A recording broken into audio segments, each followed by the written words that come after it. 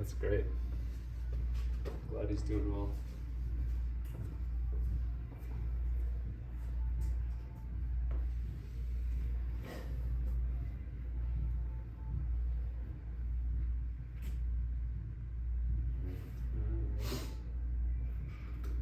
What's up, everyone? Welcome to another episode of the Milwaukee Sports Performance Podcast. I'm joined today by Eli Hoyt. Eli is a multi-time kinetic graduate that just finished up his season at Madison College as a pitcher, and has been kind enough to come on and talk a little bit about his Tommy John rehab process. So Eli, welcome to the show. Thanks for the time. Yeah, thanks for having me. It's been something I've been eager about doing and eager about talking about. Yeah, sharing some experiences. I have a chance to share a lot of things that I've encountered. Yeah, no, that's awesome. I always like to start just a little bit of background. People don't know your story, but a little bit of your baseball journey and kind of how you ended up at Madison ultimately. Yeah, I mean, to sum up my baseball journey, I don't think a bumpy road does it any justice. Just to kind of overarch it all. But man, where do I start my baseball journey? I guess I could take you back to high school, open up the yearbook a little bit. Originally I was committed to Hawaii out of high school, and my senior year I suffered a knee injury, which complicated things a little bit. So I was able to get the opportunity to kind of have a chance to play at Madison and bounce back from that knee surgery. And I will forever be grateful for that opportunity at Madison College, and the chance that they gave me to come and, kind of work things out and compete at that level, which is all I really wanted. Yeah, no, I think that's awesome. I'd be curious, just like, young Eli Hoyt, excited, D1 commit, gonna go live the island life on Hawaii, to, probably, and I don't want to put words in your mouth, but like a lot of high schoolers, like when you're setting your goals, like very few kids are like waking up as an 8th grader or 9th grader be like, I want to be a starting pitcher at a JUCO, right? Sure. Like most kids want to go D1, but I'd be curious, like now that you're kind of a veteran college baseball player at this point, how's your perspective on college baseball and goals kind of change from a high schooler to now? Yeah, it's funny that you say veteran. Known as the old wise third year on my junior college team.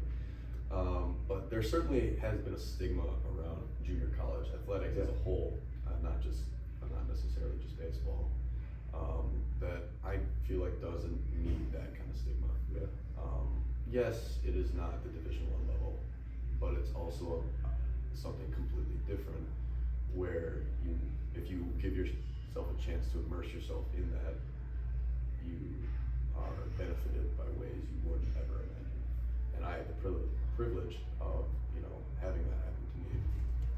And my perspective as a young high schooler kind of morphed into what it is today by just watching. Yeah. By just watching people. I didn't get a chance to play much in high school. Yeah. Due to circumstances that were out of my control. But I always watched the college game. I watched people play the college game. I had a lot of friends go into the college game. And from that, I knew it was a little bit more intense than what the high school game was, and I knew it had a lot faster pace. So I think the mentality I had going into college ball was observe as much as you can. Just try to take a step back and watch other people and learn from other people. Yeah. Practice it by yourself. Give yourself time to do mental reps. And then that kind of launched myself into a phase of maturity, a phase of growth in the game, just surrounded by other people that allow you to do that, which I thought was very cool. Yeah, no, I think that's awesome. I think it's just a good perspective. I mean, I don't know, I think you can look around Wisconsin and see a lot of kids, like it's become a great baseball state where lots of kids are committing to these big schools out of high school, and it's a great Instagram announcement. Yes. And it's really cool for them. They work really hard and deserve it. As we've been talking to people, it's like I just sometimes ask kids, like, are you fully developed? 'Cause some of these programs, like, they want these kids to come in throwing hard, ready to compete, be a weekend starter. And if you don't do that, especially with the new transfer rules, they're just going to get someone else. And I think that's kind of how the game has evolved to what it is today, where these colleges aren't looking necessarily at projectability only. It's projectability and what can you do for me now? Right. What have you done in your travel ball circuit? And getting a kid that is ready to play as soon as possible when they get on campus, instead of saying, hey, you're going to take 2 years to develop under our program, and then you're going to dominate. Right. And especially with the state of college baseball as it is now. I know the coaching carousel's been blowing up the last few days, and especially in the transfer portal. I think the last time I looked, there was some jaw-dropping number about how there was almost or nearly 1,600 kids in the transfer portal alone, and I think it opened up yesterday. Yeah. So it's certainly a crazy time in college baseball, but I think there are definitely steps you can do as a high schooler to set yourself apart, but doing that in a way where it's healthy, doing that in a way where you're protecting yourself, at the risk reward of getting a scholarship. And if you're a kid that needs to develop a little bit more, like JUCOs, NAIA schools, lower level colleges can be like places that, like a Madison that has shown that they can take players, come for 2 years, they emerge as better pitchers, better players, and now you're ready to go somewhere else as a junior and have a chance to be that star that you would have gone to the same school when you were in a senior in high school. You wouldn't have been ready, and you would end up being like the transfer out versus maybe going somewhere that you can learn, have success, compete, develop, and now you can go transfer in and be the dude at that point in time. The track record is there certainly for Madison. Yeah. And I think it has a lot of success because of the people that have gone there and bought into what's being taught there. And I think that it's not necessarily a bad thing to go the junior college route, because you give yourself time to develop and you give yourself the opportunity to play right away, both simultaneously. And I think a lot of people that have the chance to go D1 to say, oh, I went D1, oh, I get to make an Instagram post. Sometimes that's where the ego part of it comes in, and you do want to boost your ego. I mean, sometimes it's hard not to, especially when a game, in this game. Absolutely. But I get both sides of that argument, and both sides of, because I've been on both sides of that argument. Absolutely. But no, there's both opportunities at both levels, and there's always downsides at both levels too. No, for sure. Well, unfortunately, part of your baseball journey has been overcoming injuries, which you've sort of referenced, and dating back to high school with the knee injury, and then once you were at Madison, initially you strained your UCL, managed it conservatively, got back, set a new PR of Mound velocity through 96 for the first time, and then ultimately ended up re-injuring your elbow kind of after a season, had to go through Tommy John surgery about a year later. So be curious what your perspective is on how that conservative rehab process was, what it was like, and would you change anything kind of looking back at that initial injury time period? I still think the conservative approach that we took was the right approach, in my opinion. I like the things that we did, the band work, the strength work. I ultimately came out of that feeling much stronger than I had coming in, which, you always feel like, all right, now I can hit the ground running, I'm stronger, let's go. But it was a process that forced me to be patient, right? And I remember having numerous conversations with you. It's just like, all right, I just want to grip it and rip it. You're like, no, you can't do that. But that's something I haven't been great at, is finding the patience. And I think this kind of conservative approach allowed me to take a step back and kind of learn when to be patient, when not to be patient, in as far as the rehab process goes. It helped me learn kind of the learning curve of patience that I needed to overcome to improve my game and to prove who I am as a person, to have more success moving forward, because I think patience is virtue. Yeah, no, I agree, and I'm glad you have that perspective. I think the easy easy route is some people could look at it and say like, oh, it didn't work because I ended up, injuring my elbow again. It's like, well, I mean, you did get back, you were able to return, compete, play a season, set a new Mound PR, like do really well. And I think it ended up where I was in a spot, I was like, all right, I'm feeling really good. Yeah. And then, all arm injuries are a precursor to the new arm injuries. And I just happened to suffer a new, different arm injury to the same ligament. I think we took all the right steps to, heal it, and I think it was healed. Yeah, you were back. Yeah, you could say I was back. You were. And then, who knows what could happen? That's a whole can of worms right there. But there's nothing to say that. I think it's good that you have that mindset because you can play a what if game a million times. It's like, well, what if you would have had the Tommy John the first time and still could have popped it the second time? Now you're having. We're seeing these Tommy John injuries fail more quickly than in years past with guys who are throwing harder. It's like there's still no guarantee on either side. So no, I think that's really interesting. Just a good thing for people to hear and go through as they're like making that decision that like you can't just you have to define success sometimes on like the process you go through and like were you happy with the process. Like the outcome sometimes it's out of your control, right? Like and all you can do is like stick to trying to kind of do the right thing at each step of the way and then you live with the results. So once you did have the injury, kind of found out completely torn this time rather than partially torn, need to have the Tommy John surgery. What was the process like in terms of picking a doctor, deciding on the surgical procedure, and kind of going through those initial steps? I had a lot of help in that department. It's definitely one I sought out a lot of opinions for. So I saw 3 surgeons, all who I trusted, doing these reconstructive surgery, and I got their opinion. All 3 thought that I was best suited for a reconstructive surgery versus an internal brace surgery, just because I wasn't a strong candidate based off what part of my ligament was torn, where it was torn. I remember talking to numerous of PTs. We had extensive conversations about this. Oftentimes I'd come in and we wouldn't even do any physical activity. We would just talk,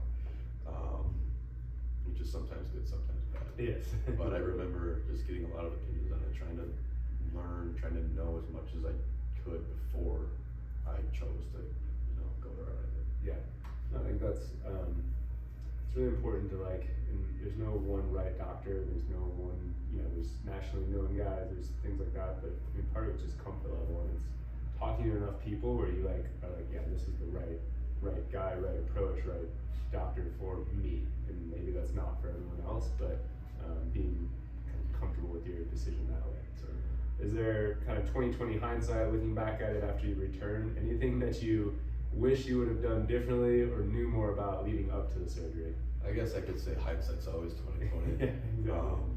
Maybe put a little bit more on emphasis in on specific mechanics. Timing of the arm with the front foot strike, sequencing, the way my hips move.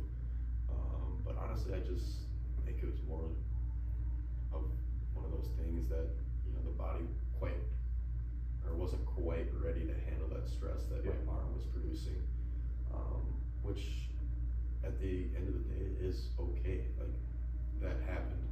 I know there was stuff that you could have gone back and say should, could have, would have. I could have maybe prevented this, but I am not a person to be like, oh, should, could have, would have done this. Yeah, I think that's good. Ultimately, you learn from that and learn what you can do better. Now having the surgery, it's like, okay, let's address everything. I know it may be late to address everything, but at that point, I can't control what's already happened. I can only control what I can do moving forward, and I think that's kind of the perspective that I have to have going into this. Yeah, no, I think that's great. All right, overall today, I want to just focus a little bit more on the later stages of your rehab and throwing program and ultimately returning to pitching. Before we get there, I know it's a long time ago, 12 to 18 months, kind of some of those earlier stages, or let's just say like pre-throwing. Anything that really stood out to you about going through the TJ rehab that was maybe surprising or something that you learned going through it? I think I learned a lot about myself from the surgery. You know, like I've said this earlier, but the rehab process, it just allowed me to take a step back and do a lot of observing, which I really like to do. Yeah. I found that out about myself really early, that I liked asking questions. I liked trying to ignite conversation, you know, between my coaches and my teammates, and have purposeful conversation, with bouncing ideas off one another about baseball, you know, sometimes even about life. But it's easy to do that when you give yourself the opportunity to take a step back and not be so headstrong, not be so ego driven about what you're talking about, but just listening to other people and allowing them to kind of share their ideas and then talk about those ideas. Moving forward. You know, what stood out to me about the early part of rehab was that it sucked. Flat out. But very boring. It's mundane. Yes. But it's also really important. Yes. You know, there's so many times where we came in here and it was range of motion work, it was soft tissue work, it was very light mobility, but it was all critical to set myself up to have success in the following months. You know, you don't want to set yourself back right away. And I think a really easy way to set yourself back is to not focus on those things, even though they're really boring, even though like you feel like you're making no progress. Just stick to that and know that it will take care of itself, because you got to set yourself up for success when time actually comes, push to shove. It's one of the harder things about the rehab, I think, is the early stages, having to get over the early stages mentally and physically. But once you get over the first hurdle, it puts you in a really good spot moving forward. No, you just can't. Exactly, you can't skip steps. It's like it sucks and it's boring, but like, you know, it's like the old cliche is like, you know, it's like the foundation for your house. If you build this gorgeous house on like an unstable foundation, a year, 5 years, 10 years, it's gonna collapse. And then if you don't do that little stuff right, then you just don't have a good elbow. You might get back and pitch for a year, but it's not gonna hold up forever. I remember so many times getting worked up about not hitting a certain range of motion in my session, going home frustrated, just with lack of progress. I was like, what could have I done differently today? And it was hard mentally not to see any progress, and especially in my case, I kept comparing it to my prior surgeries, thinking I was like, oh, if I just push it, it'll be fine. It's like, no, it's not an ACL. You have to give it its own time, it's its own beast. And I found this quote during actually that process was that comparison is the thief of joy. And when you compare yourself to other things, you rob yourself of the progress you're actually making. And kind of the now moment that is, you don't give yourself time to enjoy that. So once you eliminate the comparison, I think a lot of good things really come out of that. No, that's awesome. All right, well, let's kind of skip ahead. We'll skip like 6 months of rehab. But just a lot of strengthening, a lot of, you know, again, a lot of excitement, but let's get to what everyone's excited about, and that's throwing a baseball again.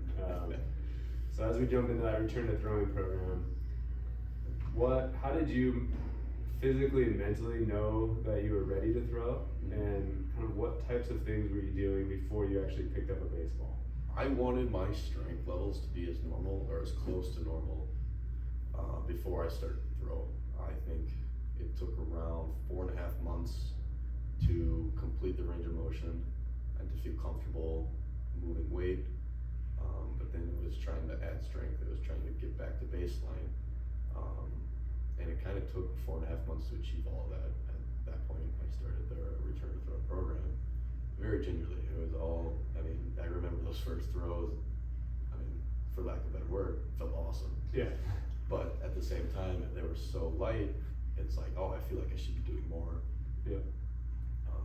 But knowing that I was still in a place of vulnerability in terms of re-injury, so I just had to be patient and, you know, kind of stick to the program. What was the process like of kind of figuring out what return to throwing program to follow? I know this is something that you and I have talked about extensively. Yes. And there's no right, and I think I've told you this probably more times than you'd like to hear, there's no one right way to tackle it. Right. So how did you decide on how to structure your return to throwing program? And it's, like you said, it's not a cookie cutter kind of thing. And with this, I also try to get as much information as I could. I reached out to a lot of different people who I know who had Tommy John, who dealt with Tommy John, PTs, friends, players, to just try to get opinions on what worked for them, what did not work for them.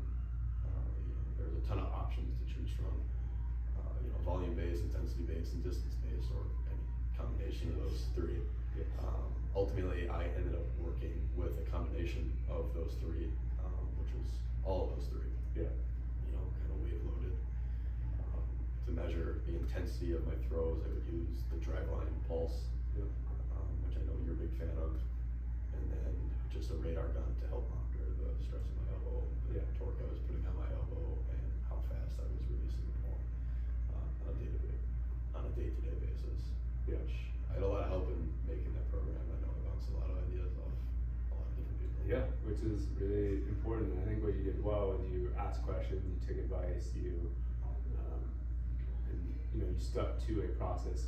Sometimes when people ask a lot of questions and are an active participant, which is what we want, it's great. But the only time people get in trouble is when they jump around. It's like, okay, well, I'm gonna try this program, and okay, I'm gonna go over and do this thing and that thing. It's like you went down a path and then you stuck with that, and that's the key. Is I say there's no wrong throwing program, but that might be the only wrong one, is to try 8 different ones, right? Rather than just sticking with kind of one overall approach as we go. And then I think the feedback is the other crucial thing. Mm-hmm. That's what people skip. It's just you need something other than just distance. It's most simple. It's like RPE at a distance, but something objective, especially an athlete of your caliber with velocity, some type of monitoring, just to give yourself the feedback so that you actually know you're doing more or less on a given day. Otherwise, the easy days accidentally turn into medium days, and the medium days turn into hard days, and the hard days turn into way too hard. And you don't need to do that to yourself. It's just, I think part of trusting the throwing program is trusting who you're working with for the throwing program. And I know I work with you. I also work with my PT back up in Madison, Alex, who did a great job. I know we bounced a lot of ideas off of each other, and kind of work as a team to put me in a good position constantly, which I could be more thankful for. Yeah, no, that's great. So how did your elbow feel during the throwing program? Great every day? Did you have any setbacks, anything like that? It certainly was not great every day. For the longest time, it was tight. And honestly, I was like, this is going to be the new normal. It's just constant elbow tightness. But it wasn't, luckily. There was residual a little bit here and there. But for the most part, it feels pretty loose on a day-to-day basis. Kind of get over that is just to trust that throwing process and trust that you're in good hands and keep going. I know I suffered a setback around month 6 or 7. There was one of the throws that just didn't feel right. I was like, all right, let's take a step back again and kind of reassess where we're at with the throwing program and with what we're doing with the throwing program. Are we paying attention to the throwing program every day? But once we solved that problem, it was kind of like, hey, let's really hunker down now, and that allowed me to have a pretty smooth rest of the recovery, which then hand in hand turned around and allowed me to participate this season. Yeah, Thankful. Yeah, and I think it's just good to hear. I don't know, there's this, I don't know if it's an expectation, but just a lot of people think oh, my arm's gonna feel awesome during this whole throwing program, it's just gonna keep feeling better and better, and it's because I got the surgery done. Yeah, can't do anything to hurt me now. Exactly. And that's not true. No, and it's just not. It's it doesn't feel normal, and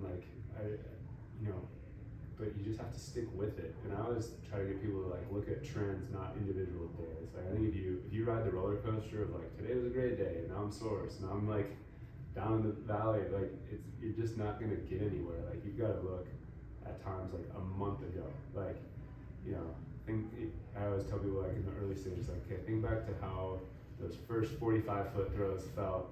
And like now go throw a ball at 45 feet, and you like feel how easy that is. Like you made so much progress. Like I know your elbow doesn't feel great yet, but just like stick with it. And I think that's, don't be stupid and push through pain and soreness and elbow swelling. Like don't be ridiculous either. But and I think that's a huge part of the process is time and place, knowing when to push. Yes. Those first few months, easy. All right, you are returning the throw. It is supposed to be simple. It is supposed to be light. It is supposed to be, reintroducing your elbow to the stimulus of throwing, which is a dangerous act in itself. No way around it. But it can be a lot less dangerous if you listen, if you buy into what's being said, if you give yourself the time to think about what's being said and not putting so much emphasis on I need to get this done now. Yeah, no, for sure. All right, did you try to make any changes mechanically during your throwing process, and if so, like what and how'd you go about trying to incorporate those new feels? Yeah, I would constantly try to make changes to my mechanics, sometimes too much. Yeah. But I touched on this before. My sequencing was not where I wanted to be in terms of front foot strike and arm position at front foot strike. So I put a heavy emphasis on kind of where my arm was positioned, where it was moving in space, throughout the motion. I created or tried to create a little bit of shoulder tilt. I was very focused on trying to clean up my lead leg block and back hip rotation, and all of which is still a work in progress. Yeah. I'm still working on the same things I was working on in really early time of John rehab, just at a higher intensity now. Yeah. And that's kind of what throwing is all about, is that you throw with a purpose every time you throw a baseball. And I'm a huge believer in that, is that every throw counts. Whether you're working on something small or working on something big, just try to work on one thing at a time, take one thing at a time, and really focus on what you're trying to do. Yeah. For that small moment. Yeah. No, I think that's really important. I think it's just every any high school players that are listening, like we've had college players on this podcast, we've had pros on this podcast, all talking about mechanical things. And what you'll notice is they're not taking a pitching lesson on Tuesday and trying to just incorporate this into their game on Saturday. Like it is a process. And it's a lengthy process. It's a timely process. Yeah. It's not something that's boom, quick fix. Yes. Because unless you want it to be a quick fix, you're gonna have to think about it nonstop, practice it nonstop, and we just don't have the time for that in baseball, especially being throwers. Exactly. And pitchers more specifically. So it's hard, but you gotta give yourself time to make that adjustment. Yes, it's just consistency over time, making these little tweaks is eventually how it sticks. All right, my next favorite question to ask people: how many bullpens before you threw in a game? Oh boy, a lot. Yes. Too many frustrated me. But I want to say it was probably around some crazy number, like 15, 20. Yeah. Which maybe isn't that crazy for time of John rehab, but it was so, like looking back at it, it was so slow. It was like, oh, another bullpen today. When do I get hitters? Yeah. For another 2 months. Darn. Like, yeah. You just kind of a little bit defeated, but a little bit like you still, like what we said, you got to remind yourself that, hey, you're on a mound now, and you get to be on a mound now. Yeah. Like last month, you weren't even throwing, this amount of distance. Now look at all the progress we made. Yeah. So just try to remind yourself that you're on a mound, you get to throw off a mound, and Yeah. Go from there. I think that's key. And again, it's one of those things that for whatever reason, and kind of the classic mistake that we see high schoolers make, in my opinion, is like, oh, they get back on a mound, they throw one pen, it's like, well, why can't I pitch in a game yet? It's like, well, like. No, I found myself having a lot of those thoughts. Like, I'm ready. Like, no, Yeah. you're not. Yeah, but I mean, what did you kind of notice over just the course of doing that? Do you feel like arm got more in shape, got a little bit sharper? Like, how was it? I know it's frustrating, but did it end up being helpful? Were you glad you waited that long? No, everything improved. Yeah. Everything improved. Gave myself that amount of time to be on a mound. Gave me time to relearn the mound. It gave me time to familiarize myself with how my body moves off the mound, down the slope. How I need to sequence my body, sequence my movements to deliver consistent strikes, which I love doing. I love moving off a mound. I love learning. I love feeling how my body moves off the mound and trying to improve just a little bit each pitch. I would not change that at all. I think giving myself time to work off the mound is an extremely important part in my process. And it really set me up for where I am right now. Yeah, no, that's awesome. Anything that you're gonna take out of this Tommy John rehab process, just going forward in your career as a pitcher, to whether it's perform better or even just hopefully stay healthy for the long run, that was like something that you didn't do before that you're for sure gonna do now going forward? The big thing that I learned during the process was I need to supplement my body with things that are good for me. In high school, my diet was trash, just flat out trash. And I know I've dealt with some, crazy eating things. And I haven't had the greatest relationship with food, but over the time, I've given myself the opportunity to have a good relationship with food, or at least a better relationship. So I'm trying to do what's good for my body.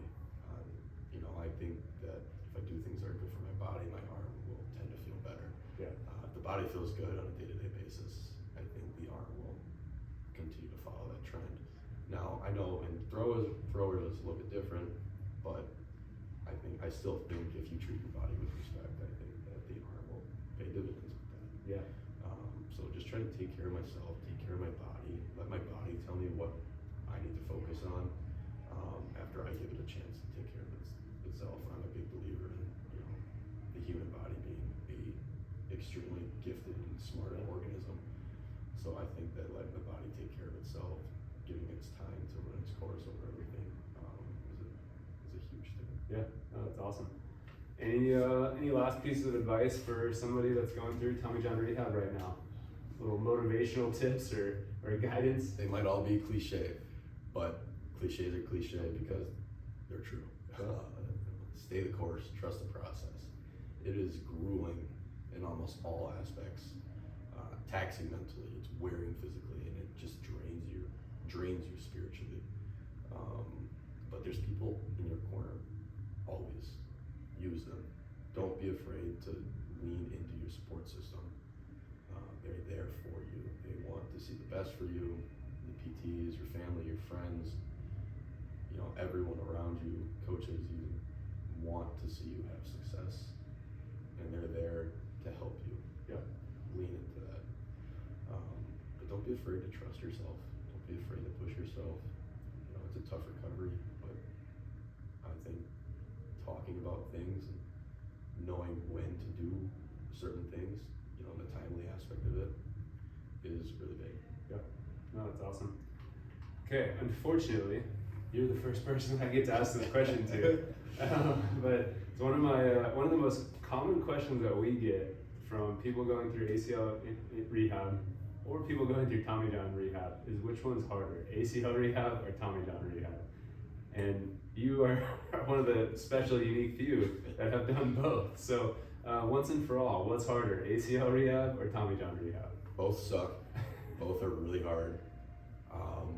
But I'm in no position to call the ACL rehab fun. Yeah. Because it was hard. But I think that with TJ, for me at least, it's a lot of just sitting out and not competing. In ACL, I think you get to compete a little bit more with change direction, agility, and speed. Tommy John, you feel really good at the 5-month mark.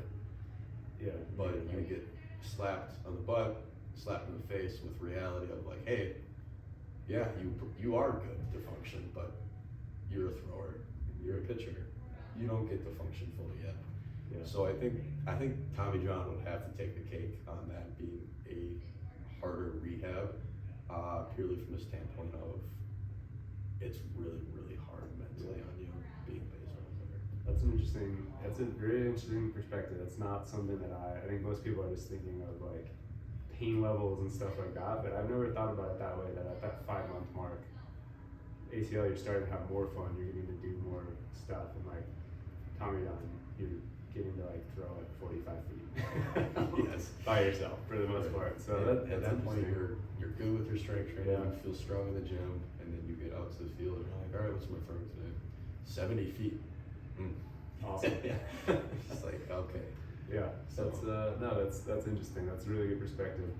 All right, well, what's next for Eli Hoyt? You're done at Madison, so what do we got going on this summer, and what's going on next year? Well, I think the biggest thing for me is to stay healthy. I think nearly everyone I've come in contact with the last 3 years that I've parted ways with, have said, hey, stay healthy. Yeah. Which is like, Trying. thank you, I'm trying. But what's next for me is that I want to do that. I want to stay healthy, but I also really want to get back to compete at that really high level that I believe I can compete at. And I think this summer is a really good opportunity. I'll be playing for the Madison Mallards, which is an awesome atmosphere, really good summer league team in the Northwoods. And then I have a chance to represent Team USA over in Amsterdam this summer, which I'm really excited about. Yeah. And as far as next year goes, these next 2 years of eligibility, I'm excited to see what comes. Yeah. I think there are a lot of good opportunities. I'm excited to meet a lot of new people and get a lot of different opinions. Yeah, we're excited to follow on and see where you go, and good luck this summer. Maybe we'll have to sneak out and catch a Mallards game and watch you pitch. Yeah, that'd be a lot of fun. So, all right, man. Well, thank you so much for the time and the perspective. I think you have a really unique just vantage point on going through this, and appreciate you sharing it with everyone. And hopefully if you're someone that's listening, that's whether it's Tommy John or some other rehab, you can take some little nuggets from Eli's story, and I think he's always had a really good approach to overcoming this stuff and return to play and compete at a high level. So hopefully some of these things resonate with you. And thanks again for the time. Thanks you guys for listening. We'll see you on the next episode. Awesome. Thanks for having me. Thanks, dude. I remember opening this up last night. I was like, all right, let's. I know. Get some good questions in here.